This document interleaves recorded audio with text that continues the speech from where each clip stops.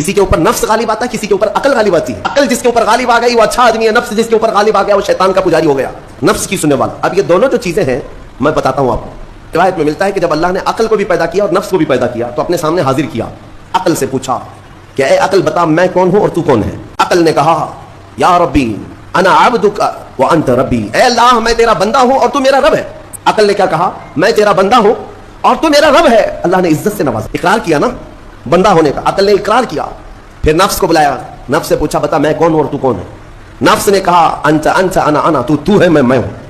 حکم ہوا اللہ کی طرف سے فرشتوں کو, اس نفس کو اب 100 سال تک بھوکا اور پیاسا رکھا جائے, کوئی چیز نہ دی جائے. اسے سخت سزا دی گئی, بھوک اور پیاس کی نفس کو کوئی چیز نہیں دی گئی. 100 سال کے بعد پھر اس کو حاضر کیا گیا, پوچھا گیا بتا کون ہوں میں.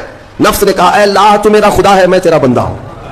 فرمایا بزرگوں نے کہ نفس کو اگر کوئی جھکا سکتا ہے تو وہ بھوک ہے, اسی لیے مولا نے رمضان کے روزے تم پر فرض فرمایا ہے.